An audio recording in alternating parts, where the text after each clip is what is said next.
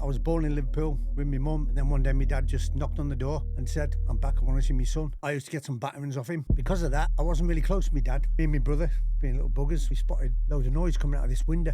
So I walked in, come in, son, and that's when my boxing career started. I'm not hard. I would never say I'm a hard person out of the ring, but you take me on the ring, there's a good chance I'll win. My mum and dad, they're always fighting. Yeah. My mum said, when you're 16, son, I'm off. I can't handle this anymore. And then one day, I thought, I'm going to join the army. I was with M Company for, a week. And all of a sudden, boom, news flash. All Royal Marines and all paratroopers return to your base ASAP. The Falklands has been invaded by Argentinian forces. All paratroopers and Royal Marines, please return to your bases. I said to him, I'm only 17. He said, the reason you're going is because this is a war. So I went straight down to Stockton train station and showed me ID. I said, Royal Marines, sir, I've been told I've got to go back to base. And that's when all the hell broke loose.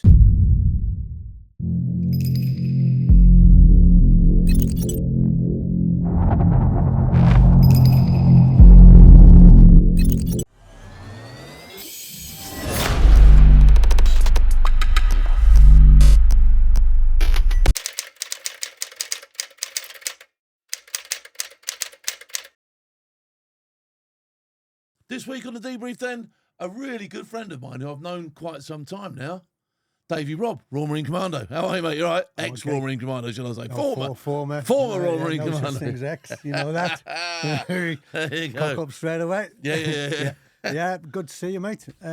It's been a while. It has been a while. It has been a while, yeah. So listen, today, what I'm going to do is I'm just going to talk to you about, break down everything, really. Just talk about your childhood. Yeah. And then because you have done a tremendous amount of stuff in your life, so we'll try and fit it in. If we don't, we'll break it down and we'll have two podcasts instead of one, and that's the way it'll be. So, listen, Davey, where were you from as a kid? Originally born in Liverpool. Okay. When my dad met, my dad basically, till the age of 3, I was living with my granddad. Oh, okay. My dad coming home, his mum and dad, his mum had died. Cancer. Yeah. And my dad couldn't handle it, so he stuck my dad on some church steps in Bernardo's with his sister, and so he had a bit of a rough life. Yeah. Grew up. Some terrible times. Told me afterwards about how he was treated in Dr. Bernardo's. So he actually hated Dr. Bernardo's. It's not the way they portray it sometimes, and I've got my own stories from the care system. Do you know what I mean? And it's not always. So it's not all the rosy, is it? Yeah. So basically, then obviously he eventually got out, moved to Liverpool, get himself a job, met my mum, and then he moved to London. Funny enough, and became a scaffolder. My mum went to live down to London with him, got pregnant, decided she didn't want to cock me. Baby, so she wanted a scouser. So my mum went back up to Liverpool, but my dad wouldn't come. And I was born in Liverpool with my mum and stayed with my granddad. And I thought my granddad was my actual dad for the first 3 years because my dad. And then one day my dad just knocked on the door and said, "I'm back. I want to see my son." Unfortunately, because of that, I wasn't really close to my dad. For obviously the first 3 years, I'm obviously not because I didn't know him. Yeah. And my granddad was my dad, and he had Matchbox cars. Remember the old Matchbox? Yeah. He used to bring me them every Friday and look after me, and he was a great granddad. And then my dad come back, wanted to marry my mum. My granddad wasn't happy. And then I wasn't his favourite because he didn't really know me. So we then had my brother, Brian. Yeah. And my brother Brian became sort of my dad's favourite, and I was my mum's. And it was all awkward, really, because if he used to call me the lanky streak of piss. That was his nickname for me. You Nice. lanky streak of piss. Yeah, cheers for that. Yeah, thanks for that. And Brian was his favourite, so to speak. So I used to get some batterings off him, but my mum used to say to Brian, because Brian used to be the one that got me the batterings. Daddy's. So we had a bit of resentment, me and my little brother at first. My mum used to say, as soon as he goes out, you're getting the same. And so my mum would hit Brian. And so we were brought up, sort of rough area, really. But we lived in Liverpool till I was 8 years of age. What were you like at school? You any good at school? School, I went to school, hardly. Yeah. I had the record for the amount of days off school. Really? I think it was 114. Further on in my life, there was about 114 days in half term, and all I ever did was I did a milk round from 5 in the morning till 7. And then from 7 o'clock till 5 to 9, I used to do a really hard paper round. Yeah. Up these hills, up and down a place called Lionbridge, really, really steep hills. Yeah. Which became better for me when I joined the Royal Marines. I was fit. I was fit as a It fiddle. was ready, yeah. And so I basically just sort of, from the age of 8, we used to move in the night a lot. Yeah. Dad says because of the traffic, but we didn't pay the rent. So once a year we'd move, and I lived in Lark Lane, Scotty Road. I mean, in those days, it was easier to get like council properties and stuff like that, wasn't it? So you could sort of like just drop everything and disappear, couldn't you? You know what I mean? And then reinvent yourself somewhere else. That's what we did. So we used to move, and then one day I woke up we was in Winsford, ironically is where I work now. Then I woke up in Crewe, and then one day I woke up in a place called Woodside in Telford, where obviously Woodside Amateur Boxing Club was then formed. So how old were you when you started boxing? I started boxing probably 8 and a half. Oh, okay. 9 So you proper. away. I was going to say because obviously I know we've done a little bit, and you can box. You know what I mean? And it shows when someone's gone from a child. Do you know what I mean? As opposed to me, who started when I was 45 years old. I'll never have the movement and the skill that you've got. It ain't going to happen. Not in the period of time that I've got left. No, you will. I'll teach you.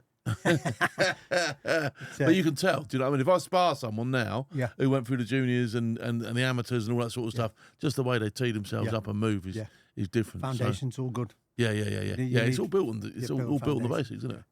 Like a lot of things. So basically, we lived in a place called Woodside. Yeah.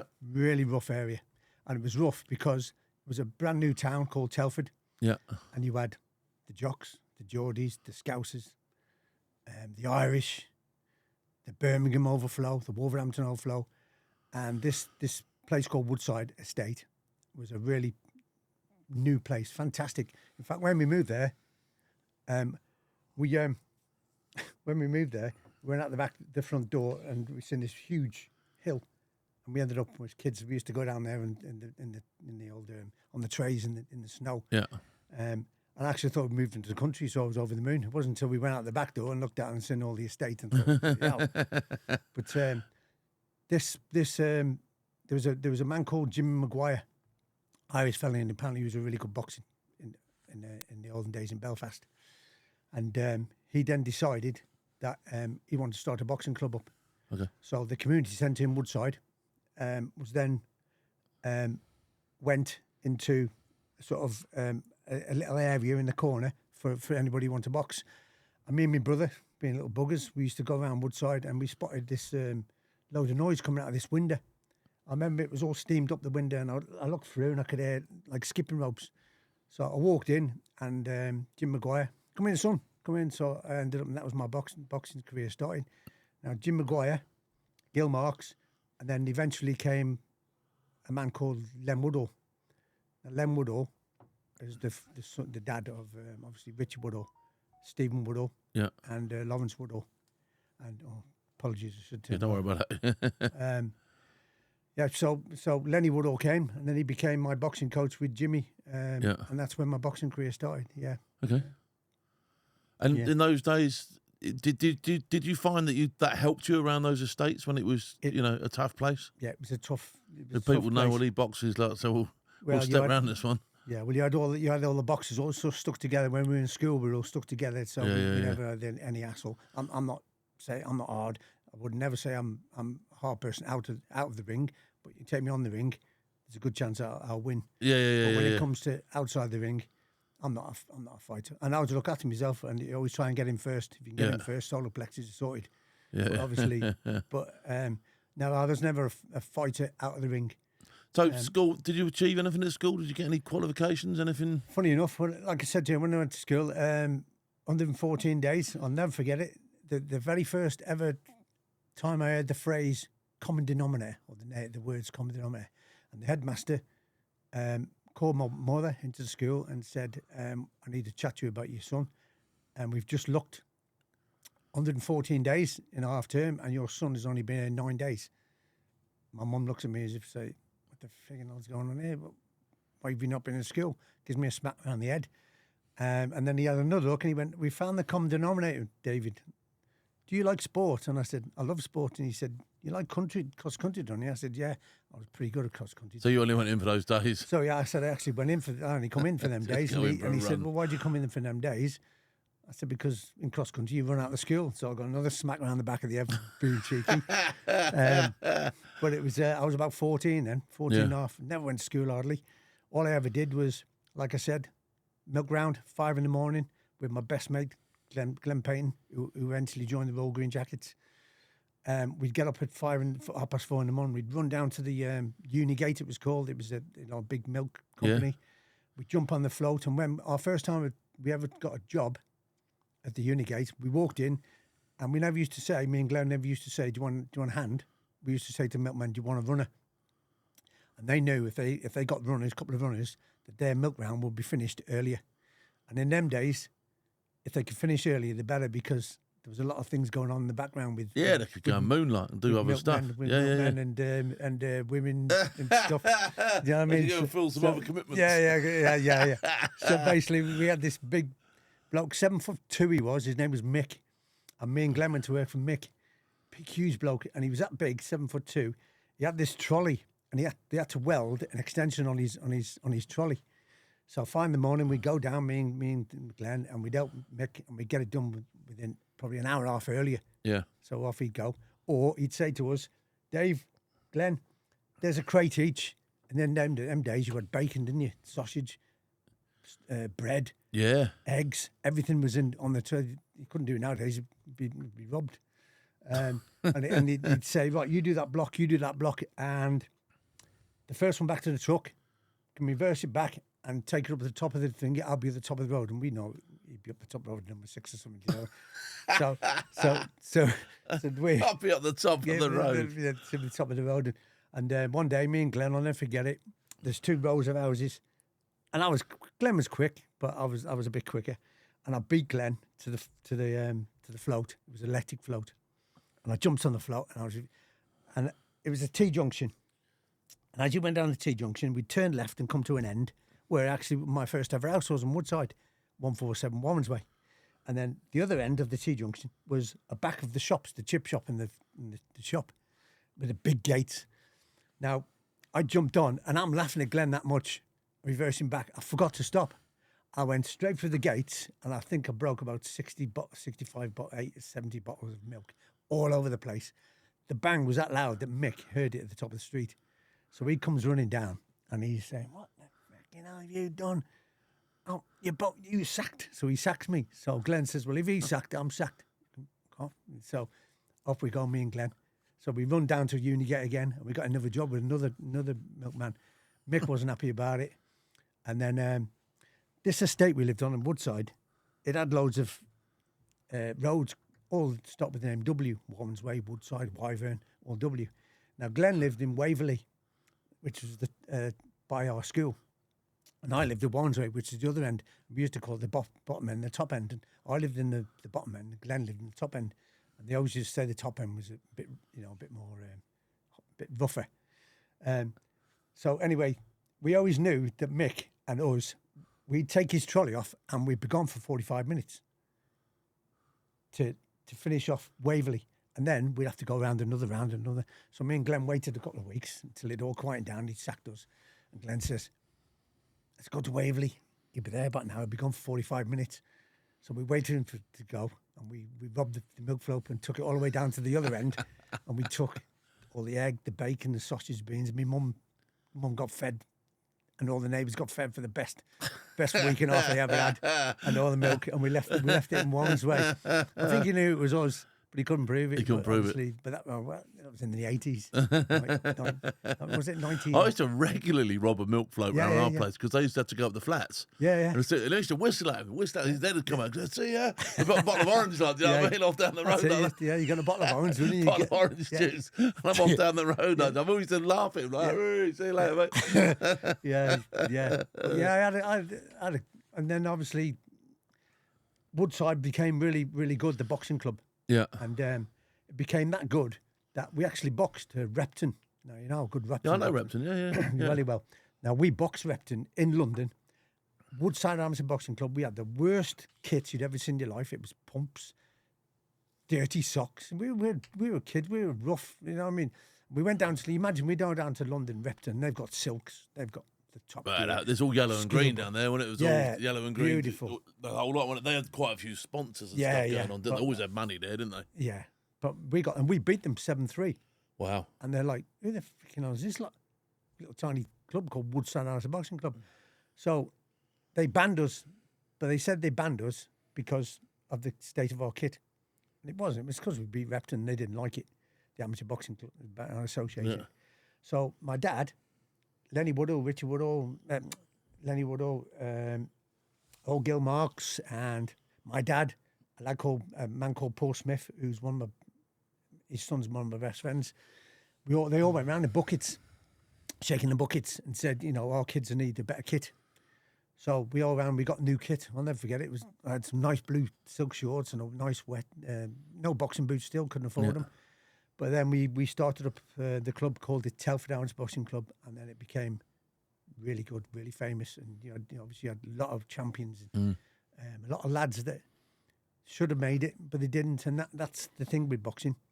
There's a lot of fantastic boxers on the line of becoming famous. It's a hard road. It's a hard road, and I think nowadays you're looking down the barrel of this internet stuff going on with the likes of Jake Paul, and that's why it takes the mickey out of it so much, because he ain't fit to lace the boots of half them kids that have boxed through them clubs and been through the system. I'm telling you that now. No, do you know what I mean? I don't agree with it at all. Yeah, no. Same as white collar boxing. I don't agree with that.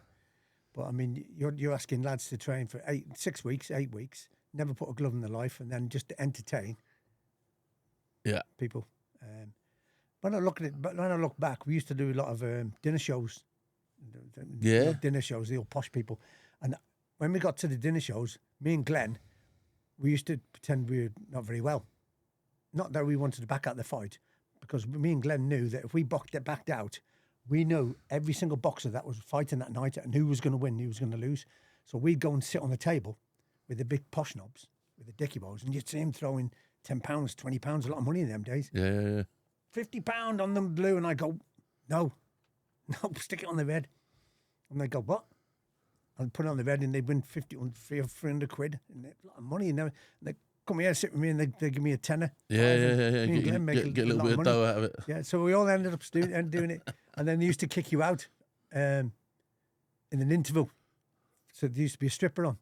But me and Glenn would get underneath the old, thingy. Underneath the top. Get them out. So at what stage did you decide that you was going to make a move towards the Royal Marines? Did you have any military in your family, anything like that? Was that? Me granddad. Okay. It was, he was a company sergeant major in the, I think he was in the Grenadier Guards. Okay. And he obviously very strict. Yeah. Very tall. Did he speak to you about it at all? Did you no, I was only sort of 3, and then he died soon after moving out. So I didn't really get to know my granddad or me grandma. I definitely didn't know obviously my own dad's nan and granddad, because the nan died and the dad disappeared. Then my mum and dad we used to go through a bad time. They were always fighting. I mean, my mum was a typical scouser. Yeah. I mean, he used to beat the shit out of her. And she used to just wink at me and she'd go, don't worry, I'll have him back. I remember one day, he used to go out every Sunday on the beer. I don't blame him, because obviously he had a rough life. So he used to go out on the beer, and he'd come in and he'd have some Sunday dinner, have half of it, fall asleep on the couch, and then go back out again for a drink. And then he'd come back and have bubble and squeak and eat the rest. That's right, because in them days, the pubs used to shut anyway for a couple of hours, so you might as well go and have some scoff, didn't you? Go and have some scoff, that's what he'd do. And one day he beat my mum up. And my mum, a couple of weeks later, he'd come home and he had his Sunday dinner, and he lay on the couch watching the telly, and then he fell asleep. And my mum was ironing behind the couch, and she looked at me and she went, my turn. Whack, straight on his back. Jesus Christ. Jumped up in the air. What the And then as he was running around, she booted the door and kicked him out. But she... Yeah. Tough woman, no nonsense woman, without a doubt. What, 8 stone 2. Yeah, just not having it. 5'4", hard as nails. But tell you what, she stuck off my dad. He got barred from the pub once. She went straight down the pub, I think it's because she didn't want him in the house. She wanted him in the pub. And she went in the pub looking for the landlady. And she came looking for the landlady, couldn't find her. Where the fucking hell is this? And she couldn't find her. So she went into the lounge, couldn't find her. Went in the bar, couldn't find her. Went into this room thinking it went upstairs. It didn't. It went to this broom cupboard and, like laundry cupboard. She got this brush and she went all the way along, smashed every single optic, everything. So she's got herself barred. And then my dad, funny enough, got in there the next day, and then he got a bit of a Mickey taking because obviously, your wife come down and look after you. Sort it out for you, mate. Sorted it out. But I'm writing a book. Obviously, I'm writing a book. But I've lost my mojo at the moment. I spoke to Chris Falk, Chris, Royal Marine, and he said to me, Dave, you just need to get back into it and just write a bit every day. Yeah, just chip away at it. Just keep chipping away. Just chip away at it. Because if you're not I used the ghostwriter, which is completely cheating, but I just wanted it done, so it was done and dusted. Do you know what I mean? And I didn't, in terms of actual work, I just put it into my talk, really. Do you know what I mean? But if you're doing it yourself, I would imagine it's like going up a hill, isn't it? Yeah. Do you know what I mean? Top of the hill's where you want to be, the bottom is where you are. Yeah. You ain't going to get there by just dithering about here, right? That's what I'm doing. I'm doing about plod, one step at a time, isn't it? Do you know what I mean? So. But the thing is, with my dad, he robbed 96 sets of wheels and tyres. We used to live when we lived in Liverpool and I was little. He decided, with his mates in the pub, remember the old minis? The police cars used to have minis. Yeah. In the olden days. That's right, yeah. And he decided that we lived by all these, I think it was Ford. We lived, and you go down our gate, bottom gate, but we didn't have a bottom gate. It was just a fence. You look over the fence and it was thousands of minis. Yeah. So my dad decides he's going to pinch a load of tyres, and 2 o'clock in the morning, his mates are going to turn up in a 7-tonner and they're going to take him away and he's going to get some money. Snowing, right? Can you imagine this? So off he goes on his own. He pinched 96 tyres and wheels, full sets of wheels. He pinched them out the boots and everything, right? And he's wheeled them. God knows how long it took him, all the way to my house. So I wake up, imagine this, I wake up in my bedroom, right, with 96 sets of wheeled tyres around me. I'm like, I think I'm dreaming, right? My mum's in the room with me and she's having a go at my dad, effing and blinding. He can't get out of the bloody bed. I was crying my eyes out. Anyway, the police turn up on our door. So my dad shoves my mum in the bedroom. He says, don't come out at all. Keep your mouth shut. Don't say anything. So the police come. My dad, it was snowing. My dad, they'd only just followed the tracks. Yeah, of course they have, yeah. Straight to our back door. So they knock on the front door and says to me dad, hello, sir. We've had an incident, obviously, at the Ford. We've had some wheels and tyres pinched. Do you know anything about it? And my dad says, no. Cool as a cucumber. Come in, he says. Come here, sit down. So they all come in. And they said, well, there's tracks coming. He said, well, I ain't got a clue. I've been asleep with the wife in the bedroom. She's not very well. She's been sick for quite a few weeks. She's in there with my son, newborn son. That was like 5, you know what I mean? Newborn son. So typical Scouser. So anyway, they say, well, can we look around the house? So they go look around the house and they go in the bedroom, looked everywhere else, go in the bedroom. And my dad said, can't go in there. Why not? I just told him, newborn son, my wife's not very well. It's really bad childbirth. So they go, no problem. So they go out, and as they're going out, my mum opens the door and says, have you gone yet? Oh, my dad looks at it as if to say, you fucking idiot. So they go in there. They go in there. There's 96 sets of wheels and tyres. And he's as guilty as a puppy next to a pile of shit. I've actually got the write-up. Mr. Robb of so-and-so in Liverpool pinched 96. And when he was in court, my mum was telling me when he was in court, the judge said, push his nose, glasses up, and he said, my dad, he said, Mr. Robb, you stole 96, no, you stole 66 sets of wheels and tyres. My dad went, no, I didn't. I said, yes, you did. He said, no, I didn't. I pinched 96. Then robbing bastards, and he pointed to the police. And what they'd done, the police had only charged him with 66. They'd pinched 30-odd for themselves, for their own vehicles. Pinched for themselves. Yeah, well, I got loads of stories on my dad, the things he used to get up to. Yeah. He lost me on a ship when I was 18 months old. Took me on a ship with my Uncle Tommy. My Uncle Tommy was a chef. My Uncle Tommy ran away to the Merchant Navy when he was 14. Yeah. And came back 2 years later. My granddad smacked him around the back of the head when he come down the gangplank. He had a flat cap on. He had a fag hanging in his mouth, guitar, self-taught himself. and he'd been around the world twice, by 14 years of age to 16. And he became, he was in the army. He got conscripted to the army because he got kicked off his ship. Yeah. So when he went back to England, because he used to go back to England, they used to go to Cunard building, it was called. It's now called Liverpool. Yeah. And he used to say, Merchant Navy, here's my card, can I have another ship? And they used to give you another ship. But the war had just started. So apparently they went, oh no, you're going to, you're in the army. He went, oh no, I'm not army, I'm Navy, I love the Navy. And they went, no, you're in the army. And while he was in the army, he pinched the adjutant's horse, big white horse. And he rode from from Crewe to Liverpool. The camp was in Crewe. My Uncle Tommy did, and he rode it, and he wrecked the horse's hooves. Cut a long story short, he had to take the horse back. He got into trouble.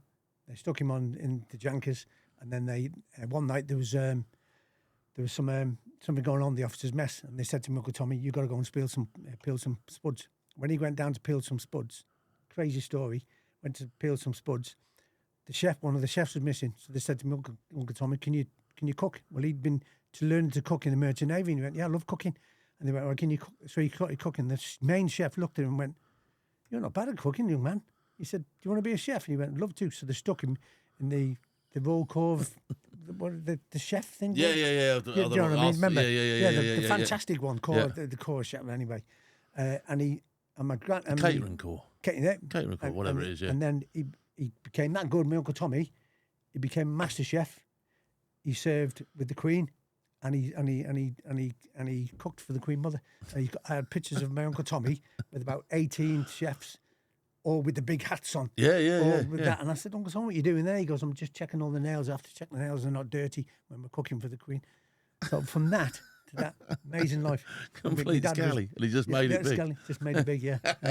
I love that. Yeah. So let's get back onto you. Yeah. And at what point did you decide I'm going to become a Royal Marine, or did you? Is that the route you went? Yeah, but basically what happened, my mum and dad, like I said, that's what I was trying to get around to. They're always fighting. Yeah. My mum said, when you're 16, son, I'm off. I can't handle this anymore.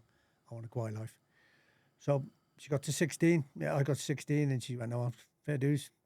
I'm off, son. She said, you'll come to live with me. I was almost 16. I was 15, and she went to live in Stoke. So while I was in Stoke, I was in the 5th year in the Abram Derby in Telford, in my school. When I went to Stoke, because I was on the cusp of August and September, it meant I could have been either the 5th year or the 4th year. So this headmaster decides, because I've just joined the school and he wants me to catch up, he's going to put me in the 4th year. So I go straight back on to my mum, and I'm like, Mum, I'm not staying with you. And she goes, why? I said, because I'm in the 5th year. I've only got 6 months left in school. And they put me in the 4th year. I'm not having that. I hated school. I never went. Yeah. Fucking understand another year. You can sod that. So I went to live with my dad. And then one day, I thought, I'm going to join the army. So we were boxing in Shrewsbury. And I boxed in Shrewsbury, and we were walking round the middle of Shrewsbury, and I spotted Army Careers Office. I went to go in the door. This is how crazy it is. I went to walk in the door, and it said, closed for lunch. I thought, oh, shit. So I walked out about another 10 yards, and the Navy's there. And in the front of the Navy, I could see these soldiers abseiling out of helicopters, and soldiers with Arctic warfare kit on, skis and things. Yeah. What's that? That's a bit of me. That's it. Fucking Royal Marines.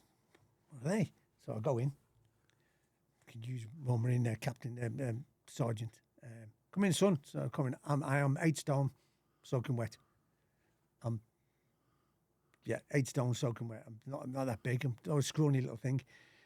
Come in, and I said, I want to join the Royal Marines, and he just looked at me and he went, you need to put a bit of weight on, son. I said, no, I'll be all right. I'm fit. I'm fast. I'm good. I'm fit. And he goes, all right then. So I took some tests, passed the tests. I don't know how I passed them because I never went to school. He said, you're going to Birmingham. So I went to Birmingham, passed all the tests in, and then they said, you'll get a load of guns come through the post, and you'll get a day to join the Royal Marines. Now, the Royal Marines in them days doesn't have what you got now, where you actually go and do a pre-Royal Marines. That's right, sort of like a screen for a course. Yeah, Royal Marines course or something. They do a 4-day thing, don't they? Actually down at Limpston now, don't they? That's it, yeah. And they have to do a fitness thing before they get to that. Before they get that, yeah. Yeah. So that was it. I joined the Royal Marines. I joined 276 Troop a junior troop, which was hated. Every junior troop was hated by this Sergeant Brown. Don't know his first name. What year was this? 1981. Oh, okay. All right. 1981. So April 81, I joined the Royal Marines. I How old are you now? 16? 16 I was when Just I joined. turned 16, Yeah, 16, just Okay. turned 16. So I joined the Royal Marines. I enjoyed it. I was fit. Honestly, I was really fit. I've said this to so many young people. If you join the military and you're fit, it's one thing you just don't have to worry about. No. Do you know what I mean? So I don't care. You know, I was fit when I was a kid. Yeah. Like, do you know what I mean? So I didn't care. I was doing a 10 mile this afternoon. Yeah. Brilliant. Bring it on. Do you know what I mean? Bring it on, But if you're doing a 10 mile this afternoon and you're not fit, you're going, ugh. Yeah, You don't eat your you're lunch. worrying. You're biting your nails. Yeah. Do you know what I mean? Yeah. You're thinking to yourself, I don't want to do this. You're backing out of it. But if you're fit, bring it on. Yeah. Who cares? The other things I worried about was the technical stuff, the writing. Yeah, I mean, I wasn't great at stuff like that. I mean, my biggest worry was being at the back of the queue when it came to being scoffed. Do you know what I mean? Yeah. I want to make sure I get a good old go at it. Like, do you know what I mean? You're probably like me now, Phil, because obviously my wife always says to me, Jesus Christ, you asbestos mouth. Because ever since the Falklands, I drink tea it's cold. Yeah. No, I'm the same. Yeah, I'll just drop things. And eat things. Even one of the lads at work said yesterday, Jesus Christ, slow down, son. Or sandwich everything. Just put everything into bits of bread and whack it in. Yeah. At work yesterday, slow down, son. Yeah. And then he went, he was a Pongo, ex-Percy Army. And he says to me, I forgot Royal. I said, mate, that's what you just do, isn't it? Yeah. When we joined up. So so I joined up, and this Sergeant Brown didn't like it. He hated 16, 17-year-olds. I don't think he agreed with 17, 18. Maybe he just thought they wouldn't be able to fight. Yeah. They weren't good enough to fight. They needed to live a bit before, they fought for the country. Yeah. And so he hated us, and he beasted us non-stop. But all he did was always fit anyway. He made you fitter. He made us fitter. He made us all better. And How long was the training then? Was it 32 weeks still, was it? the 9 months, yeah. Okay. Yeah, 9 months. And like I said, I did really well. At the end of it, I was a fittest. I got the PT medal for the fittest. I got the GPMG medal for the best machine gunner. Yeah. And the only reason I got that, and I'll tell you the truth, the only reason I got it is we were firing down the ranges, and it was a test to see, that make sure you could pass the GPMG. And it was raining, and I was sat there and I was watching the lads, and when they were firing the GPMG off, the legs were moving. And I thought, legs are moving there. You're not going to get on the target, it's going to be all over the place. So what I did was I walked up to it and I turned and faced the back of the ranges. So, and I'm looking at the GPMG, and all I did, I dug both my feet in the same width as the legs of the GPMG. I dug them into the ground and I put a big hole. But when you turn the proper way, the legs then jammed. Yeah. And I jammed. I was the only one who did it. And I jammed, thinking my GPMG was absolutely bang on. Spot on. So that's why I won the GPMG.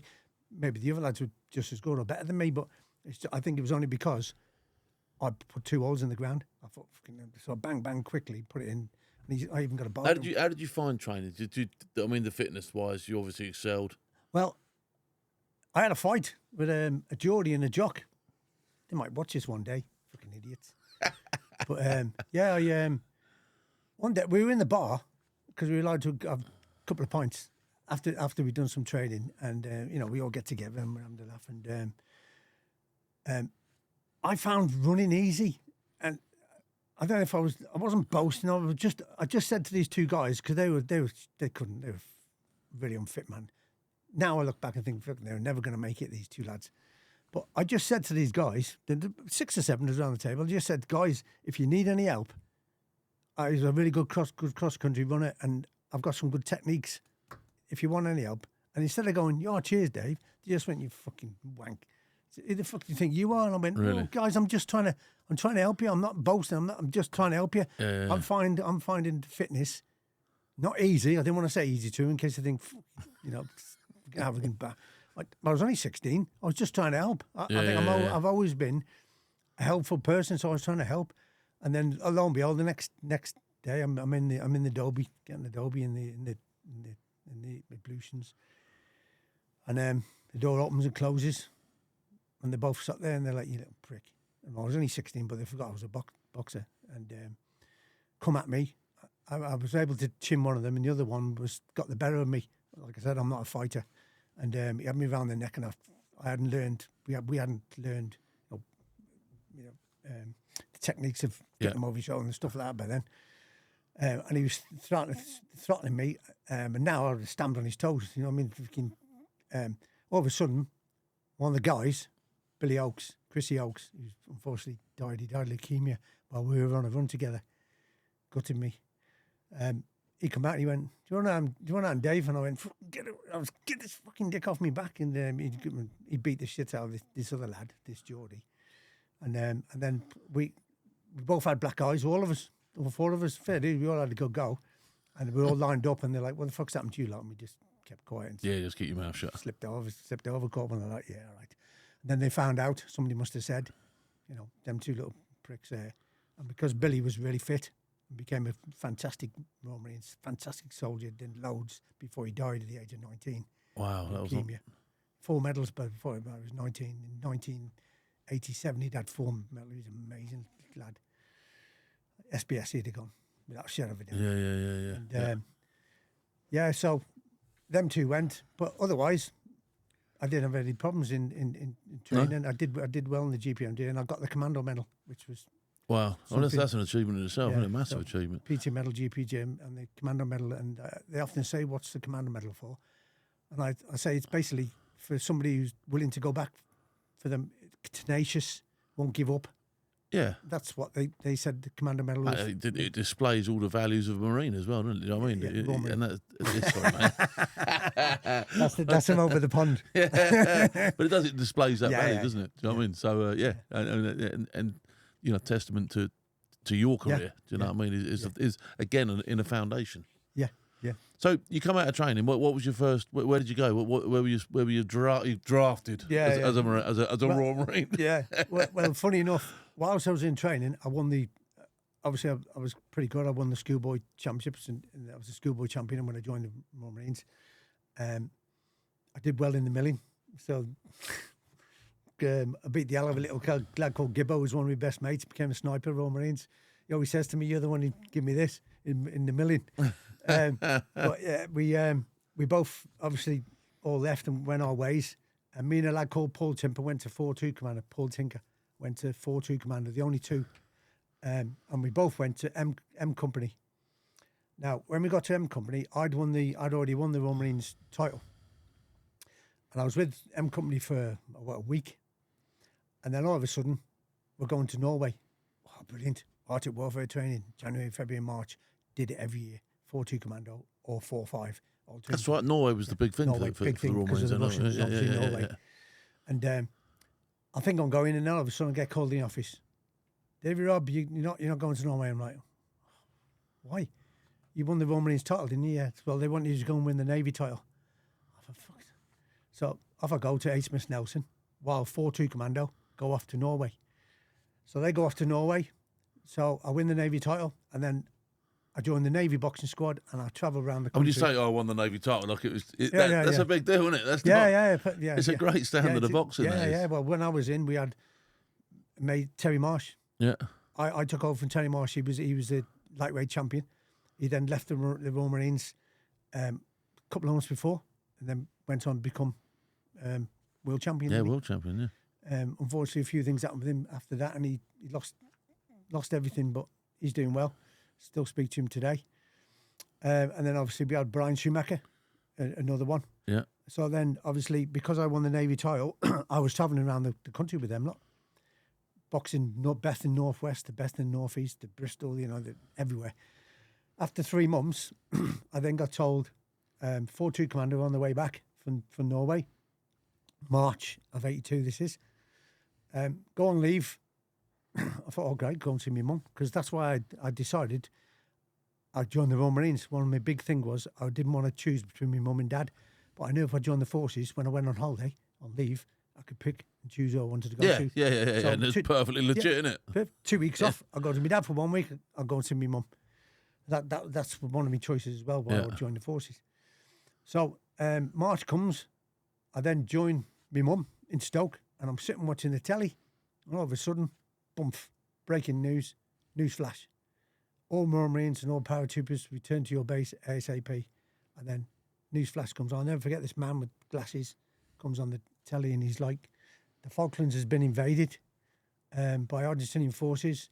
All paratroopers and Royal Marines, please return to your bases. And I looked at my mum, and I'm fucking useless at school, and I said to him, what are they doing, fucking attacking Scotland? They can have it. Thinking it was Falkirk. And apparently, a lot of Royal Marines to this day still laugh because we all thought it was Scotland. We're like, you can have it. You know what I mean? You can have them. And what they come all the way up here for? And, So it said, if you haven't got any transport, go to your nearest train station, or That's right. You could deliver yourself to the police station as well, couldn't you? Just straight, go and show up anywhere official. Yeah. So I went straight down Stoke-on-Trent train station. Just walked in, showed me ID. I said, Royal Marines, sir. I've been told I've got to go back to base, and they just, you could tell it was all over the news and everything. Yeah. I went, yes, mate. Yeah. Ticket. Went down to back to 4-2 Bickley Barracks, and as soon as I got there, I'm with 4-2 Commando, and straight away calls me over. I thought, fucking not again.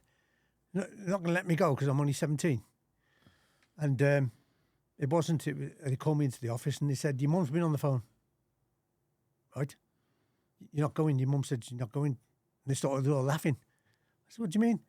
They started laughing, and it's become, to this day, a big joke in the room. If I go to the 4-2 Commando, even Colonel Vaux, who was the head of 4-2 Commando, he got it in the neck from my mum. My mum was down the phone saying, fucking maybe you're enough. My son's not going, he's only fucking 17, all this. And I can't remember the name of the Sergeant Major. Can't remember his name. Apparently, on Facebook a couple of months ago, I had the sergeant actually saying, I remember your mum. Fuck me, we were laughing our heads off in the office. She was giving us some shit. He's not We're not going. He's not fucking, I'll kill you. He can have it. He can fucking have it and all this. And so I went into the office, see the Sergeant Major, and he actually said to me, I went in the office and I said about going to the Royal Marines, and obviously I'd been told about my mum saying you're not going. And when I walked into the office, he thought I was saying I'm not going. And straight away he was on to me, he said, what do you mean? I said, I didn't say I'm not going. The reason I'm in the office, sir, is... He said, don't call me fucking sir, because you're Sergeant Major. He said, the reason you're going is because this is a war. Because I said to him, I'm only 17. I can't even vote. I didn't understand it. You know what I mean? I said, I can't even vote. I can't even have a drink. But you want me... I said, I want to go. I'm looking forward to it. Yeah. But surely I can't go. And he went, you're going because this is war. If it was a conflict, because I said to Northern Ireland... That's right, because Northern Ireland you couldn't go, could you? Yeah. You purely couldn't go. Yeah, I said you weren't allowed. Yeah, well, I said that I can't go to Northern Ireland. He said, no. I said, well, I'm not 18. He goes, son, war, different to conflict. You're going to the Falklands. I went, great, I'm going. He said, by the way, you fucking been on the phone again saying you're not going. I said, well, I'm going. Tell her I am. Tell her I'm going. and they rang up and said, look, he's going. He's a Royal Marines Commando. He's been through training. He got 3 fucking medals. He can look after himself. We'll look after him, Mrs. Robb. We'll make sure he's all right. And then I went out, and as we were packing, all of a sudden, I get called over again. I thought, I'm not going again. This is ridiculous, man. So I go over to the Sergeant Major, and he says, you and Paul Tinker, get yourselves out the line. We thought we weren't going. And he said, you're going into support company. I'm like, why? He said, M Company, can't tell you at the moment, son. He said, but M Company, I've been given another task. And you're not allowed to go because you're not art of warfare trained. And me and Paul... You'd missed Norway, hadn't you? So you wouldn't have missed gone. Norway, so I couldn't go. And eventually, obviously, we find out on the way down to Canberra that the South Georgia had just been taken. Oh, so they were going down there, M were Company. they? Okay, like, yeah. Clean, it was like, light bulb. So nobody knew anything that happened, not even us. Obviously, big rigs knew, but nobody knew down on the way down. And then all of a sudden, M Company, St. George's.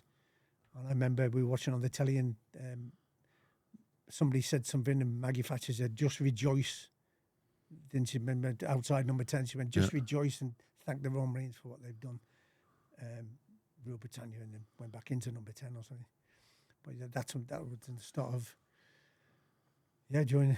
So you must have been one of the youngest there. I mean, I've been told I was the youngest Yeah. Royal Marine. We Yeah. had one lad that we thought it was him, and his birthday was August the 13th.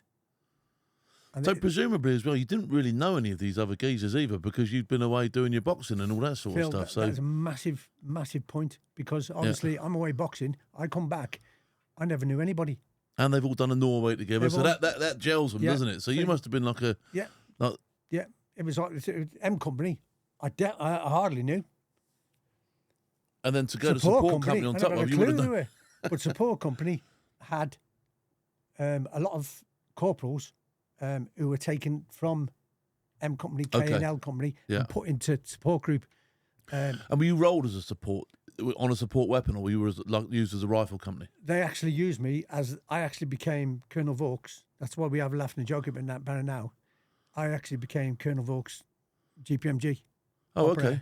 So because I won the Commando Medal and the PT Medal and the GPMG Medal, Yeah. Colonel Vaux needed a GPMG operator. So I was always close to Okay. So headquarters. on the way down, you must have been sort of like prepping your gun and Everything, prepping my gun, SF, so fast. yeah. Me and a lad called So tripod out, gun on. Smithy, Paul Smith, Down Smith. Yeah. I think Paul Smith, one of the best sellers in Telford. Down Smith. He became my number 2.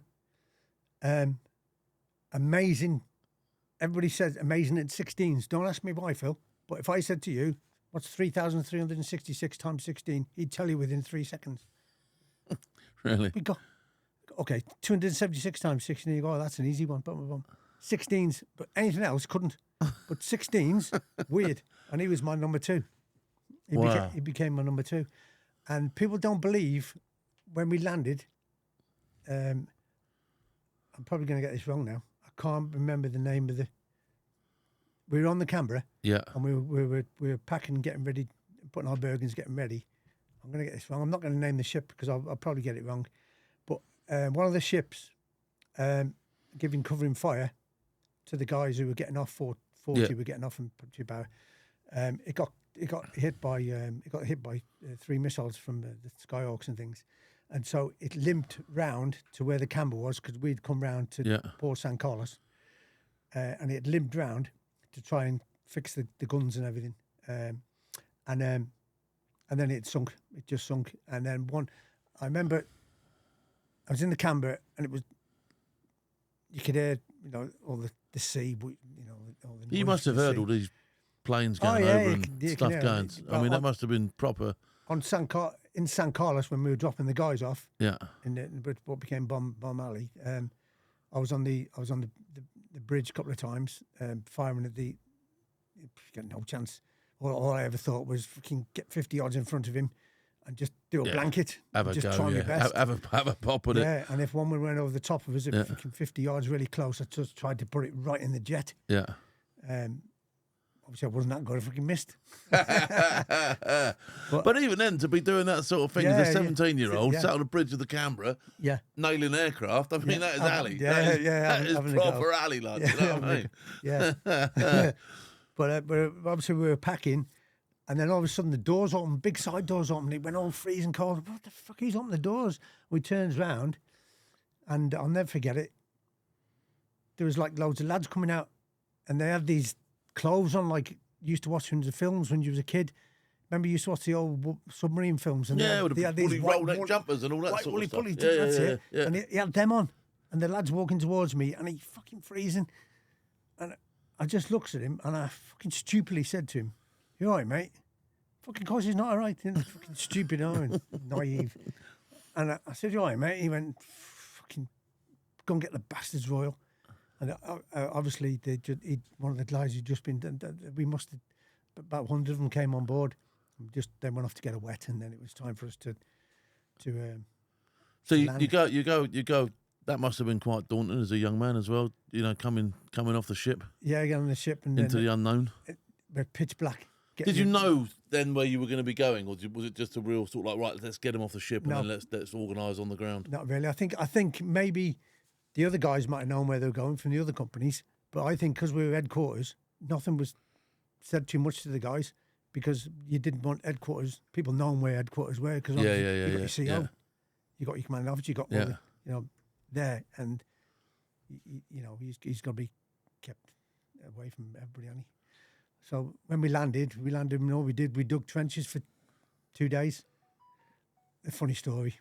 I dig a trench, me and Smudge, right? I'm fit, obviously. So we dig this trench, and everybody's just filling up with water. Yeah. Except mine and Smudge's, and we're fucking laughing because ours is like not filling up. So we dig this trench, and it's quite a good little trench. So then Smudge says, let's dig it a bit further out, and we'll put a step so we can step up, have a look instead of like this. So we dig this step. So this is great. And then I said to Smudge, let's do a sleeping area. Honest to God. So we start digging a sleeping area. So we've got this trench with a step with this sleeping area. And then we dug out another little one. So we had a little sleeping area. It had a little place to go and hide in case it really got hot. Yeah. And then obviously you didn't want to stick your head out. And then anyway, the party were passed. Right, he's like, all right, guys, we're all right. And imagine we're one of the only ones that's not filling full of fucking water. So when he looks at our trench, goes off, half an hour later, he comes back and he says, get out. We had to get out, and they give it to him and somebody else. Me and Smudge were gutted. Padre's got his feet up in there like that. Gutted, honestly. So we go and starts digging about 20 yards away. Gets halfway down, fucking fills it full of water. Get out, go somewhere else, another 10 yards, dig another one. Starts filling full of water, but only about that much, and we dug the full trench. In the end, we just stayed in there for 2 days. Piss wet for him, his feet were soaking wet. Yeah, I can imagine. I fucking kept looking at that trench thinking, you arsehole. Sir. You arsehole, sir. You God-fearing lunatic. Yeah.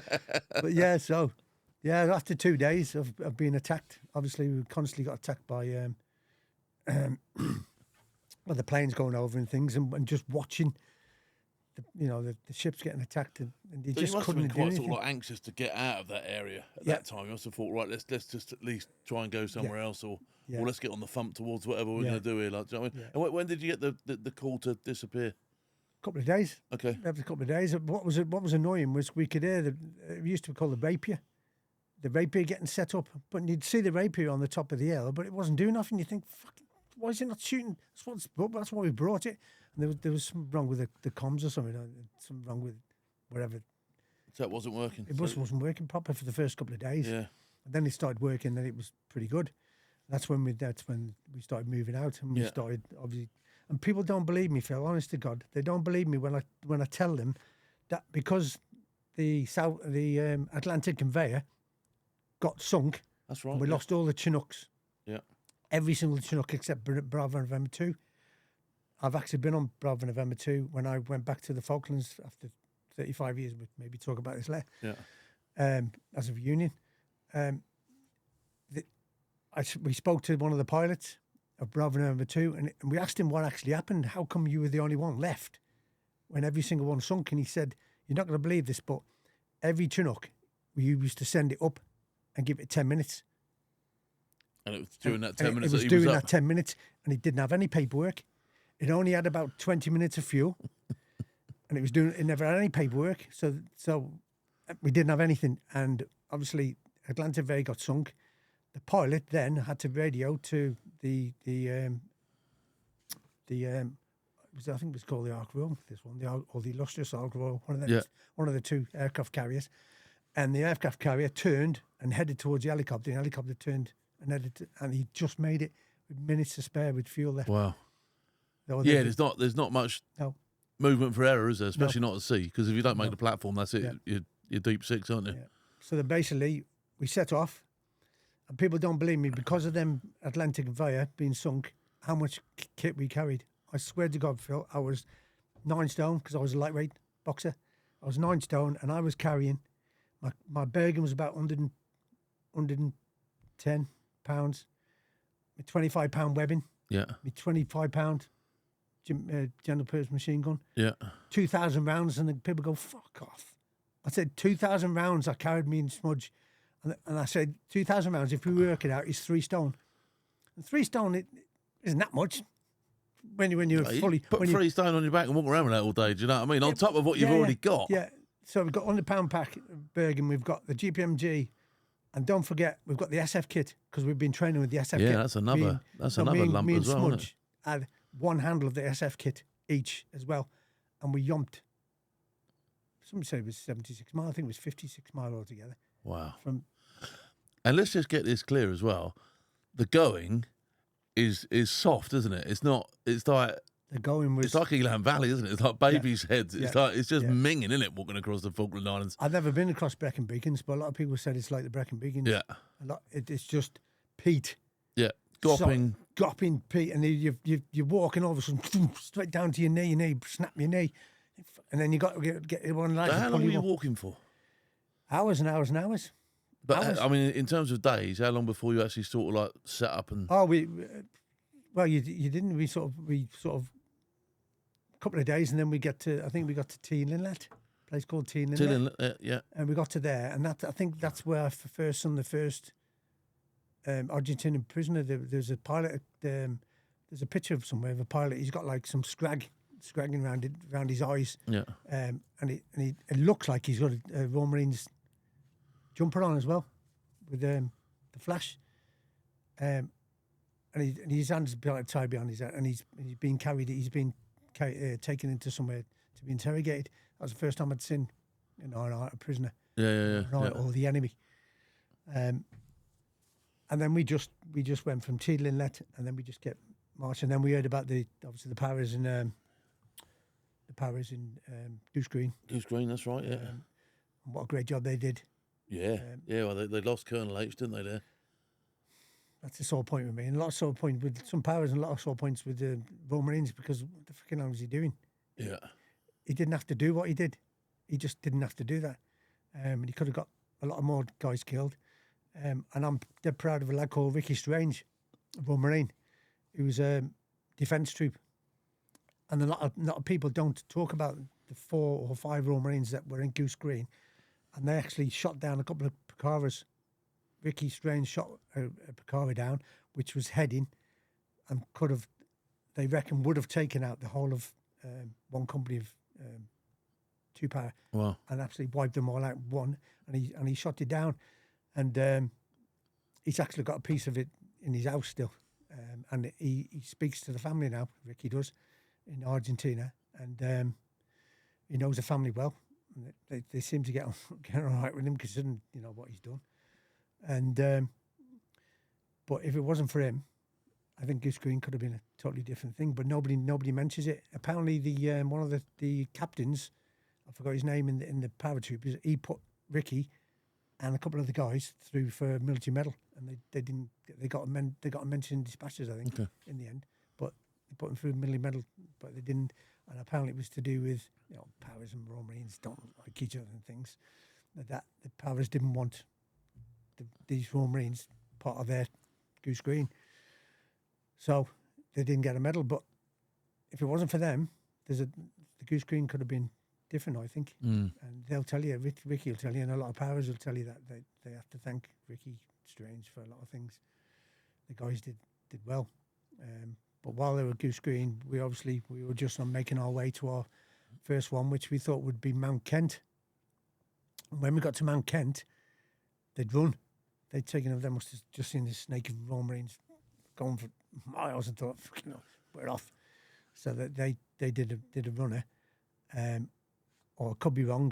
I think SBS and somebody else went there the night before. Yeah. As a forward observation post to see what was going on, and they were seen, had a little battle, and then they left. And so when we got there wasn't much to do at Mount Kent, but Mount Kent was the worst part of the Falklands for the cold for me, because 4-2 Commando got stuck up there. K Company, L Company, and Support Company got stuck up Mount Kent for 4 nights, 5 days, freezing cold. God knows how cold. It was warm, hot, cold, freezing, snow, ice, and we were dying. We'd have died. So what did you do? Did you occupy their defensive positions? Did you, or did you? All we did was from Mount Kent, we sent out patrols. Okay. Just to go and find out what was going on. Yeah. And obviously, I think at Mount Kent we were probably too far ahead of the other people, the other guys. Yeah. So we sort of I know now. I hear that Colonel Vaux actually went to Sandy Woodward and the hierarchy and said, "Fucking get us off here. We're going to die. We're going to die. We might be Arctic warfare trained guys, 4-2, but we haven't got the fucking kit. The kit was crap, absolute rubbish." And so for four nights, 5 days, we were freezing. I made a massive mistake in Mount Kent. When we were in training at CTC, we were taught trip flares, the old trip flares. Yeah. And obviously you used to get the trip flare, put a little stake in the ground, stick it on the hook, and then you'd unravel it. Yeah. And as you unravelled it, I was only 17, as I unravel it, I always remember getting told, make sure you don't get it caught on anything. And as you get to the other end, you tighten it up. You go around the little little pin, that's it. Yeah, little wing nut. That's it. And then you go back to it. Yeah. And then you pull a pin out. Yeah. To make sure it's armed. And that was me and Smudge were asked to go down this part of the halfway down Mount Kent and set up some trip flares. And the third trip flare I did, something said to me, remember that a corporal said, when you pull the pin out, lie down as low as you can and pull it out, grab it, pull it out, in case it goes off. It goes off, yeah. It goes off. And it went off. Fucking hell. I must have got it caught on a stone or something, but it went off, and I was like, oh, for fuck. The whole place lit up. I thought, I'm going to get a fucking bollock in here. But nobody even said anything. I don't know why. Maybe it was we were too far down. I probably would have got a bollocking we'd probably maybe gone too far down. I mean, at worst a bollocking, at best a bollocking, at worst you could have got yourself DF'd. Well, yeah, most definitely. I was thinking, fucking, I'll get your arms up ready for this one. I'm going to get a left hook from somebody, some old sweat corporal or sergeant. It's going to bounce you when you get back. Yeah, it bounced the fuck out of me, but it didn't. But fair dues to Smudge, he was I'd say about 25 foot up in the air, and thank God the peat was soft, and it went off, and I was like, fucking hell. I was doing that on my head, because it was phosphorus, wasn't it? Phosphorus, that's right. Yeah. Well, it was white phosphorus, wasn't it? That's exactly what it was. And I was banging my head and getting it off my head, and he jumped down. Didn't even think about it. Could have snapped his legs when he jumped down, landed about from me at the end of the table, from me 2 foot away, and pouring water over my head, out of his little jerry can. You're right. I said, yeah, I'm fucking fine. What the fuck? He's like, we're going to get back and we're going to get back now. We got back and we didn't. But that's strange. Yeah. But then we were there for, like I said, 4 days. And then all of a sudden we got told we're moving on over the moon. And then we went off to, just kept yomping, waiting for everybody to catch up or carry out their manoeuvres or wherever battles they were having. And then we got told we were off to Mount Harriet. 4 or 5 commando were going to do the Two Sisters, and we'd all do it on the same night. And I think the Paras were doing somewhere.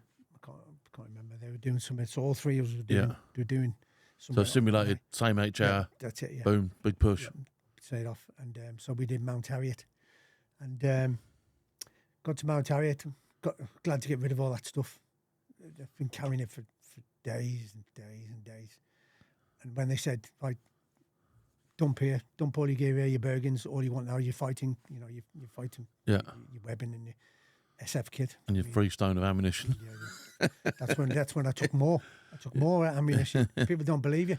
Fucking had 2,000. I said, I took more. We took more. I put it everywhere. We even made we even took the belts out of the the carrying cases and hooked them together, put them round, looked like bandits, you know what I mean? But just took it. They said, you can never take as much as you can. You can't take enough ammo, can you? Do you know what I mean? I know that. 8 grenades all over the place, fucking grenades, like thousands of rounds.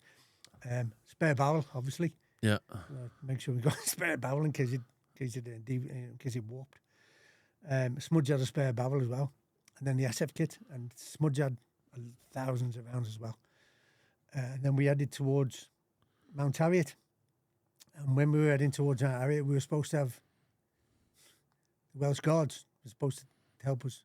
Now, the Welsh Guards, they'd had the problems, with Sir Galahad and everything. Yeah, they'd been on the ship, hadn't they? They'd had a tough old time on there, hadn't they? Yeah, bone of contention. They didn't take them off early enough, did they? Is how I read into it. But like I say, I wasn't there, so. Yeah, all I basically say is they had a very keen commanding officer who was 5 weeks behind anyway, and come down on the Queen Elizabeth. I think he came down 5 weeks behind and decided that he wanted to catch up. He didn't want his guys left behind, so he decided that he was going to catch up. They jumped for a few miles, found out that they didn't like it. They weren't fit enough. Basically, they shouldn't have come, and decided, we'll jump on a ship. They were told by Captain Sotheby Taylor at the time, who was a fantastic Royal Marine captain. He'd travelled around the world sailing, an expert on sailing, been down the Falklands loads of times, knew the waters like the back of his hands, and just knew that it was a bad idea. And when they went past us, which they shouldn't have done, on the ships, they were then in front. It hasn't been secured, hasn't been cleared. Anything, stupidness. So get yourselves off. You need to get off. And because he was a higher rank major, I think he was, and Sotheby Taylor was only a captain in the Royal Marines and didn't know anything, we're staying on. And to this day, I see Sotheby Taylor, and he says, he just blames the commanding officer, an absolute fool, he calls him. I'd have called him more than that, but obviously he's officer and gentleman. And absolute bloody buffoon, fool, calls him, you know what I mean? Yeah. But they obviously lost a lot of men there and lost the kit.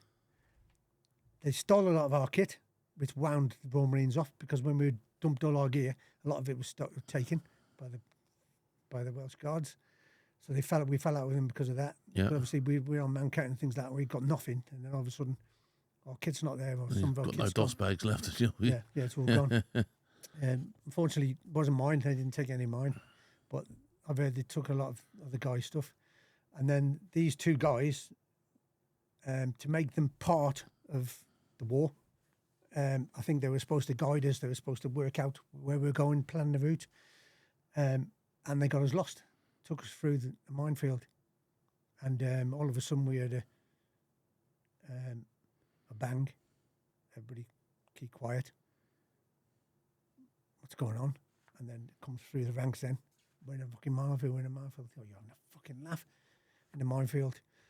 So from then on, we're carrying on, but look down and stand in every footstep of your man in front. Do not.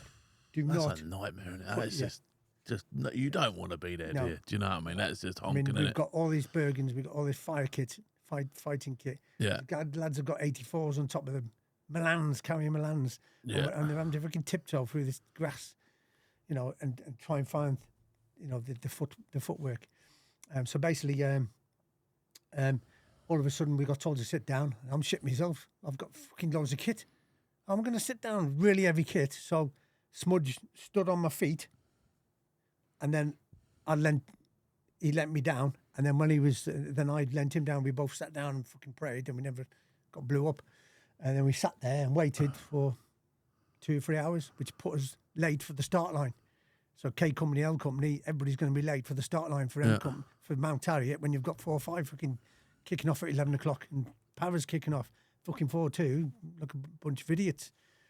So we're pissed off, that we're going to be late. I hate being late every company. Mate, I hate being late. I hate being late for anything. Yeah, It's just absolutely breaks good me. Royal Marines 5 minutes early. That's the saying. So basically, we wait for 2 engineers to come past. And all of a sudden, these 2 engineers come past us, and they're like, "All right, guys." And I remember saying to him, "Good luck, lads. Fucking, you got well done." And they just got to the front and guided us out. But whilst we were waiting them 2-3 hours, obviously, HMS Yarmouth had not been told that we were in a minefield. As far as they're concerned, we're on the start line. So we need to batter Mount Harriet now for the next 2 hours with every missile we can think of, soften Mount Harriet up, ready for the Marines to go up the hill. And but they didn't, so we sat and watched the best, most fantastic fireworks display I've ever seen in my life on Mount Harriet. Because it got battered. Yeah. Instead of an hour and a half, it got battered for 2.5 hours because we were late.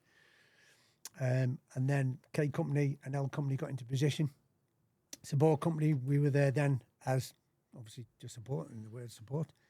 And then just sat and watched the lads going up the hill, and then obviously they got quite close to the top before they were spotted, and that's when the power flares went up, and that's when the L broke loose, and then it was our job as support company to open fire, and all I did was aim for with the machine gun with Smudge. All I did was aim for and the 266s we had each as well. Yeah. All I did was aim for the rounds coming, obviously, because every fifth round is a tracer in it. So when you think about it now, the amount of firepower going down, that was every fifth round. There's 5 in between that, and our guys were under that, you know what I mean? I was just firing at the rock of where that was coming from, and if it stopped, they'd either move on to another. Moved on, or I I got them, and hopefully I got them because there's one less for our guys. But then that was my job, was to just, and then once the power flares up and we could see our guys fighting, then it was not my job, but everybody's job in the support company to not hit our lads. Yeah. And when it got too close, then it was like, leave it to the guys. Then it's a wrap. Then it was another sort of firework display of listening to rounds going off, screaming, fucking for a couple of hours, most of the night. Yeah, a long old period of battle. time to be under that sort of intense. Yeah. So that battle pans out. Yeah, it panned out, and it lasted a long, long time. I don't know how many hours it lasted for, but it lasted a long time. The next morning, some Argentinians start coming down. A lot won't come down. They're all told we're going to eat them. They're told by their officers, don't go down there because the British are hungry. They're starving. They've been walking for miles. They're going to eat you. So they get told that we're going to chop them up and eat them. Ridiculous. So they wouldn't come down. So for most of the day, we had stragglers coming down, and then we had the other sort of bad situation where if you're a good soldier or a good commanding officer and you've been stuck up Mount Harriet for 3 months and you've dug your trenches, your commanding officer and your headquarters are going to know where every single map coordinate of every trench is, so that if you're stupid enough to think, oh, we're not going to dig a trench, we're not going to dig a little shell scrape, we'll jump in the old trenches that are already here. Look at these, I've been here 3 months. You jump in them. Oh, cheers, mate. Straight over, bang, you're dead. So straight away, as a 17-year-old, never even thought of that. I'm like, fucking these trenches. And then all it comes down, do not get in them fucking trenches. And I'm thinking, why? Fucking great. Stupid enough, being naive. I didn't even think that, fucking, you idiot. They're going to have the coordinates. So they're just going to. So we all have to. We had to come back down the bottom of Mount Harriet. Nobody stayed up the top. Or a couple of guys stayed up the top. Ricky Miller. Don't know if you know Ricky Miller, the coloured lad. Can't say coloured lad now. I don't know what you can Black say. lad. Lovely. He don't give a shit anyway. But yeah, he's a fantastic. I think I might know, actually. Ricky Miller, fantastic lad. He was up the top there because I remember him through the boxing. He was a fantastic boxer. I remember him shouting to me, "Look after yourself, Davey. See you at Stanley." He's kept over there with the prisoner of war, and so we basically stayed down the bottom, shell scrapes, and while we tried to sort out the prisoners of war at the bottom of Mount Harriet for, I think it was 11th and 12th, night of the 11th, morning of the 12th of June.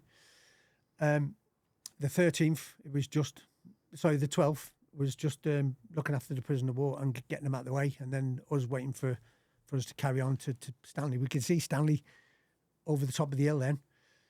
And we, I remember we were bottom of Stanley, and Smudge was in the shell scrape with me, and they were getting close. These rounds were getting really close. Missiles were getting close, and in the end, Smudge just went, "Fuck this! I said, "Mate, just stay here." I said, "We're gonna go." We were tired. I was hungry. I was wet. I never give up, because I don't think Romans ever give up. But I was lying there, and Smudge went, "Fuck, I'm getting out. I'm going somewhere else. It's too close here." You know when you get the sound of it's getting close, and a little whoosh comes, and that whistle. The whistle comes. Yeah, and little fucking, whistle. that was a close one. Yeah. Then you feel like a bit of the the debris comes and lands on the bottom of your fucking... But that's that even then, like you hit the ground, and even the hand, everything's... I know where you're coming from with that, So basically, he decided to move, and I remember, I don't know if I regret this now as an older man, I remember saying to him, fuck this, if I'm going to die, I'm dying here, I've had enough, you know what I mean? I don't know if I meant I've had enough and I was giving up. Yeah. I was wet, I was tired, and I thought, I mean, ain't moving. Where are you going to go that's going to be any better than that? It's got to be in your mind, isn't it? You know what I mean? It's getting close. Yeah. It's going to be just as close over there or over there as what it is here, isn't it? That's it. And the other thing I was thinking of, which might have been a good idea, was if it's getting close, then they're not going to come close again. They're going to be they're going to potting her about. You'll be part of the bracket. Yeah, so hopefully. So I stayed where I was, and Smudge moved, but thankfully, a couple of hours later, when it stopped and we had to get up and start trying to sort out the prisoner of wars, he was there. He's come back to me. But a couple of funny stories. We had one that wouldn't come down. We called him a sniper. He wasn't a sniper because he was a shit shot. But he wouldn't come down. And you could hear ping, what the fuck? And somebody shouted, fucking sniper. And we all head, into the rocks and diving down. And then somebody shouts, give us a coordinate if you see him. So we're all listening to these pings, and all of a sudden somebody shouts fucking 600 metres, top of the tour, fucking right-hand side, large rock, 2 fingers to the right, and fucking spotted him. So they spot this little lad, he wouldn't come down. So anyway, I think he got an 84, a Milan, about 66s, my GPMG, and about 40 fucking SLRs. And he stopped. And I remember some corporal shouting, fuck me, we just spent some money on him. But he wouldn't come down. Maybe he just thought we were going to eat him, but he ended up getting killed, blasted to bits, because the Milan, you could see the Milan line going straight for him. Bang. Yeah. And as soon as I hit him, like we're all still firing. Yeah. And the corporal shouting, fucking cease fire, wasting our money. But there's a lad called, he probably doesn't like me mentioning him. I won't mention him. There was a Marine who got shot through both thighs on the battle for Mount Harriet. And he was a signaller, and his 2IC was a second lieutenant, and he was in the Staffordshires. The Argyle, sorry. Okay. And he joined us as the signaller officer. Yeah. And he had this guy as the Marine, as his signaller. And the Royal Marine got shot through both thighs, and the same bullet hit the officer in the ankle. And I was on the GPMG, obviously trying to give covering fire, and then all we heard was screaming. Somebody shouts, I need help. So I jumped up and I grabbed this Royal Marine. There was somebody else holding his right shoulder. Yeah, his right hand over this lad's shoulder. I was on his left-hand side, so he had his left hand over my shoulder. And we were getting fired at, and we kept falling over. Getting shot at and kept falling over. And on one of the occasions that we fell over, he knocked my berry off, because normally we didn't wear hard helmets. We wore fucking green berries. We wanted, if you're taking on us, it's a lad with a green berry. So when we all went to fight and have a battle, it was with a green berry, not a hard helmet. In fact, I can't remember where my fucking hard helmet went. Probably left it. But not every Welsh guard had it. Yeah, bastard. But and I lost my green berry, and that green berry was only 3 months old, because I'd only just come out of training, so I was absolutely gutted. So somebody on Mount Harriet, might even be an RG, has got a green berry with Marine Robb on, with my number in. But I lost it, and then when I went back on the Canberra... We'll put a shout out for that right now. If you have got it, he wants it back, all right? Yeah. That was my first one ever. Yeah. I lost it. But when I'm back on the Canberra, and if there's a book called Battle for the Falklands, and there's a lot of videos of the Falklands, and it shows you the bottom of Mount Harriet with a lot of prisoner of war Argentinians being looked after, and there's a sergeant knelt down, Brian Evans, knelt down, and he's seen to an Argentinian with all his throat shot out, and he's got a big medical pack underneath, and I'm behind it. And then in the video, you'll actually see me, and I'm the only one with my green berry missing. I'm fucking gutted. Everybody else has got the green berries on. Everyone else cutting around like a god. Yeah, and I'm patting this I'm patting this prisoner of war Argentinian down, and I've got no green berry. And they always say, "Where's your green berry?" I say, "Fucking don't ask. Lost it. Didn't want to get back up and go looking for it. Stay there, get it back." So I left it there. 3 hours in the minefield and 4 hours looking for your berry. Yeah. But I there was an Argentinian. In fact, I've asked. There's a bloke called something Augustine, Vasquez Augustine. He's a historian from the Argentinian War, Falklands, and I've showed him a picture of me searching this Argentinian, and I've asked him. It's that clear face of this lad. I've asked him if he can try and find him, because I'd like to see him and see what he's doing, because he only looked young like me.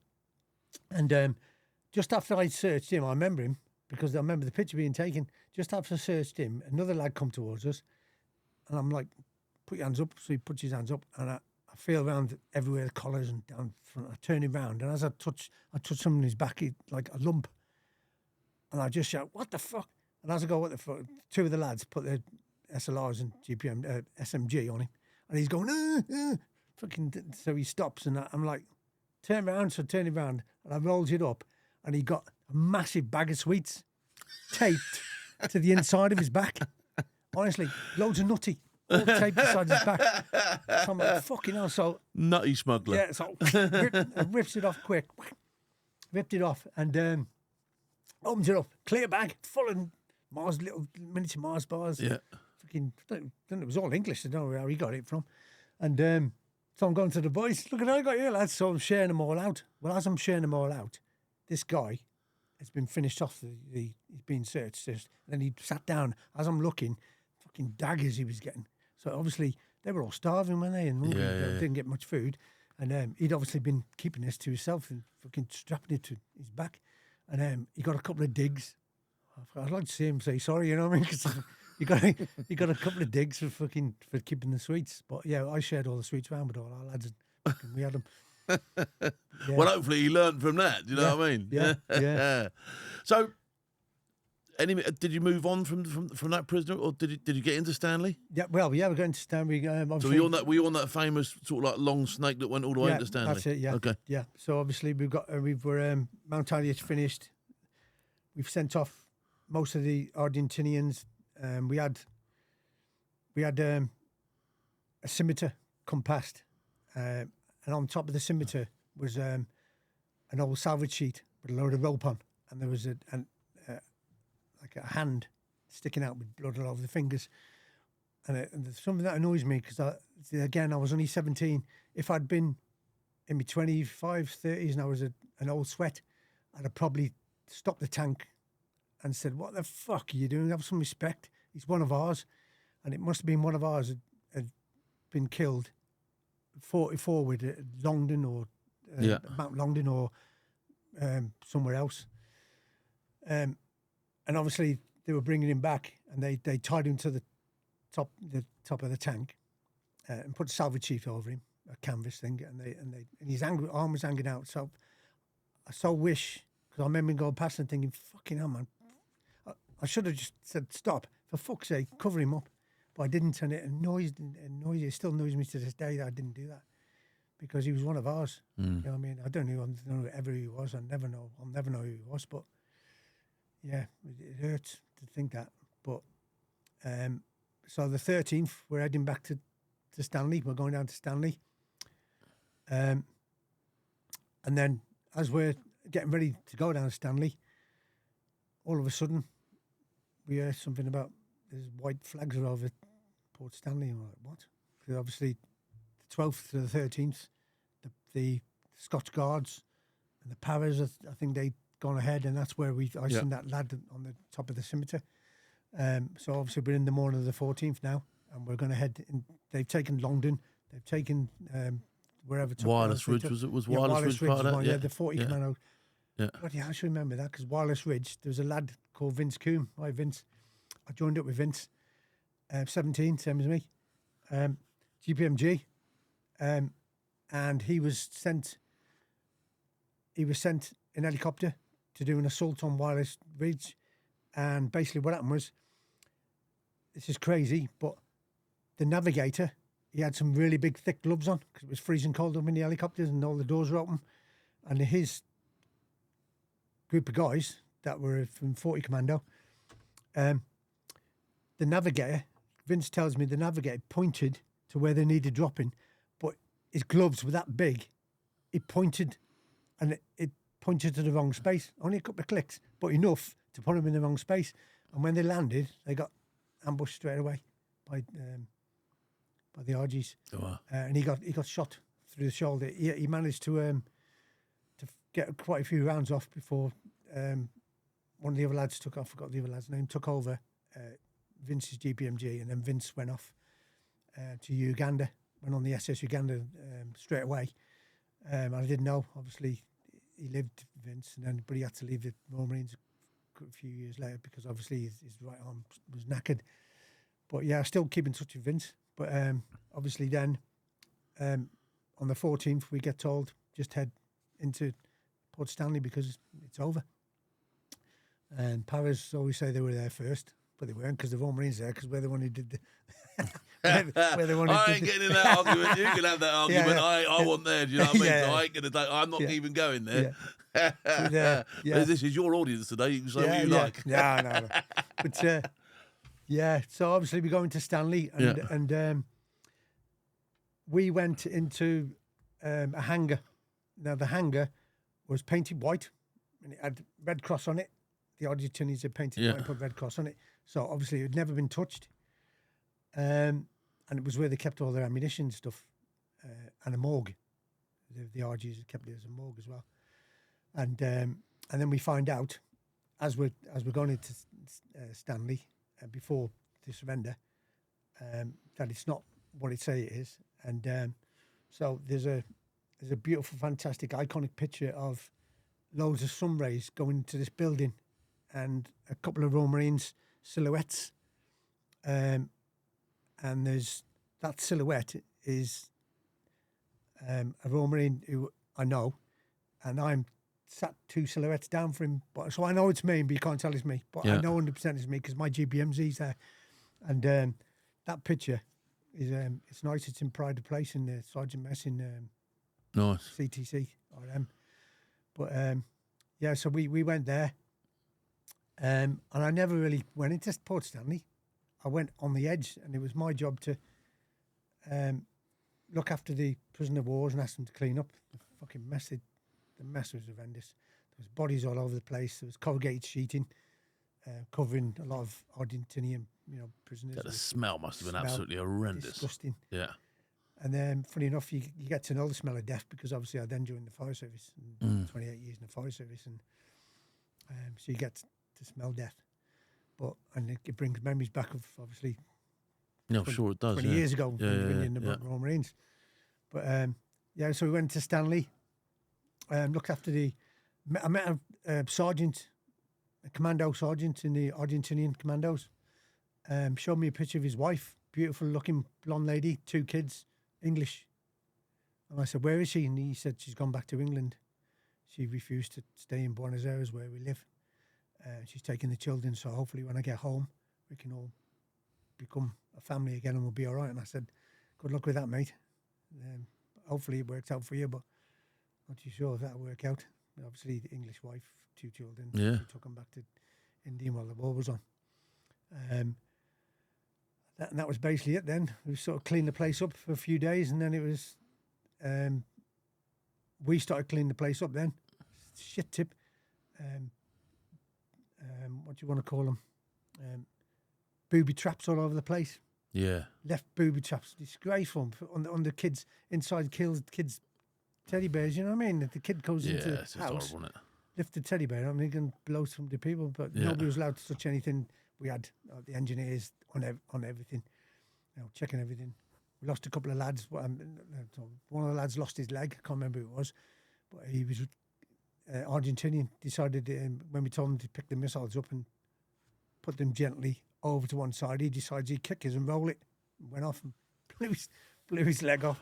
Jeez. But there's loads of little silly stories like that. Yeah, I bet, yeah. Silly stories, and a lot of guys will have lots of stories about Port Stanley, but I didn't actually see Port Stanley that much. I sort of seen the edge of Port Stanley and cleaned the edge and stayed by the hangar, which is funny enough now. It's by the golf course, and I don't know why they got a golf course in Stanley, because Yeah. they got a golf course in Stanley. Especially when all those minefields just shift underneath, don't they? Yeah. It can be anywhere, can it? You know what I mean? Yeah. But, So how did you get off? How did we get off? We basically just walked back along the jetty, and then went onto the. So you were picked up, the ships came alongside properly, and you just got on them. And then we got on, and then it was. I think it took us. Was it 9 weeks to get there? 9.5 weeks, 9 days to get back. What was the trip back like? Party. Was it really On the just way down? proper on the Schwally? On the way down, we were fighting non-stop with the powers. Every night there was fights in the powers. Yeah. The powers had the third tier. I think 4-2 had the middle tier and 40 had the bottom tier, bottom deck. But fighting every night with the powers, non-stop fighting. Did you show me? Stupid thing is we're both brilliant forces, and you always stay the powers and the Marines, get them in there. But yeah, always fighting with them. And in the end, they must have thought we can't have that. So 4-5 commando, 40 and 4-2 went back on the Camber, and 3 para and 2 bag went on back on the Norland. Okay. But they were fighting. Apparently, they were fighting each other. Even 3 para were fighting 3 para. I've got a very good friend of mine who's a paratrooper, and if there's no one else to fight, he'll have a fight with me. That's it. They're fighting. That's it. Honestly, he knows who he is. I'm not going to say your name, but you know who you are. They're fighting each other. Yeah, we got told the 3 para were fighting 3 para. When 2 para didn't want to fight them. What the fuck? Jesus Christ. Yeah, we just partied nonstop. When we partied on the way down there. Yeah. You know, the songs that were made up, we're all going on a pusser's holiday. Yeah. Going for a kill or two.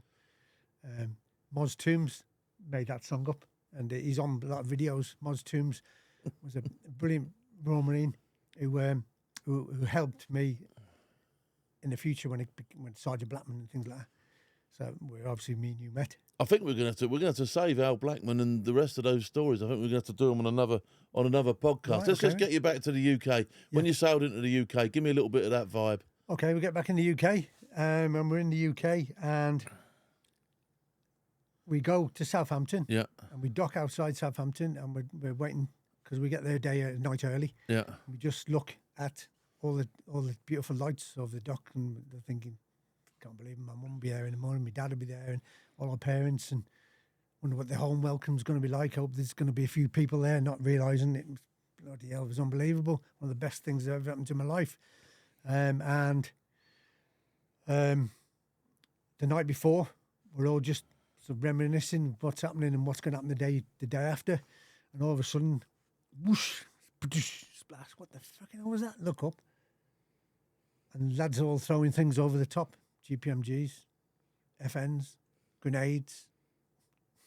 All your launches, trophies. All the trophies are going over. And I'm like, what the fuck? And then, what's going on? Oh, we've just been told customs are coming on in the morning. They're going to search every single one of us before we get off. Are they? Shit. Oh, that's it. So I had a grenade, which I'd disarmed. Yeah. That went over. I had a brand spanking new 9mm pistol still in the packet, clear bag. That went over. Browning went over. Yeah. I had an FN, basically an SLR, but an automatic one because they're automatic. Yes, right. Yeah, nice. Went over. Then I kept me things like I had a machete. I got a machete off one of them. Bayonet, helmet, boots, and something else. But I've kept them. They're still in my house. They were right. Oh, I had 3 rounds as well, which the police officer, when I was at home and he came to visit me to shake my hand as a 17-year-old and say, "Well done, young man. I was in the army, blah, blah." Spotted 3 rounds on the mantelpiece in my mum's house when I got back home. And he's like, "What the fuck? Are they live?" And I went, "Yeah." No, so he got them and he took them to the armory and they disarmed them and brought them back. Oh, right, okay. Well, at least you give them back to you. He wasn't a tit about it. I've got them, but obviously... Nowadays, as Adult Testament, you'd have been in court for that, wouldn't you? I'll be down, yeah. I'll be in Nick. You'd have been doing some chokey for it, yeah. And then, obviously, next day, fantastic party. got to got to see my mum for a couple of hours, then back on the coaches and head back to Bickley. And then when we get to Bickley, we find out that the rail strikes are on. Cheers, guys. You know what I mean? So none of us can get home on the rails. So you twats. Yeah, so everybody... Absolute twats, you know what I mean? So a lot of lads hitchhiked home, can you believe it? So all they did was they left their kit on and we're getting picked up. And yeah, of course you would have been. Left your kit on and everybody was getting lifts home or hitchhiked home or coaches or in them days it was the coach. And then because I was headquarters, we had to stay behind, so I didn't go on for, I think it was a week. I'd stay behind and clean up because obviously if someone else kicked off, recalled, and off you go again. So 42 Commando Bickley Barracks had to be ready for the next job. So I stayed behind with 5 or 6, another couple of sections, and we cleaned everything up. Bit of weapons cleaning. Yeah, Just a bit. Cleaning, just a bit. And then I went home, hitchhiked. I got picked up by a lorry driver to Stoke, where my mum was, and I remember him saying he wasn't going nowhere near Stoke, but he was something like 80 mile out, but he took me all the way to Stoke. And I said, mate, you don't need to do this. He went, mate, what you've just done at your age, I take my bloody hat for you, son. He said, I'll take wherever you want. I'll take you to Scotland. And he took me to Stoke. And my mum lived in Coronation Street houses. And you had two ends, typical Royal Marine. I got the lift and I just said to him, I'll just pull up here. I said, my mum lives in one of these streets here, like a Coronation Street. So he pulls up and I said, cheers, mate. Got me little burger on, full kit on, new greenberry from the Canberra. So I comes down the street, and as I'm walking down the street, all the banners, mum's got a little band ready, do-do-do-do-do. As I come around the corner, all the banners are facing the other way. So I walks up behind her, tapped her on the shoulder, and I went, what's going on here, mum? She went, oh, for fuck's sake. Typical Marine. She'll come round I said, mum, come round the back, sneaky beaky little Marine. And then all of a sudden the band spotted me and played, and that was it. And they all turned round and had a big party, a big street party. But that was the Falklands for me, yeah. Wow. Mate, it's a tremendous story.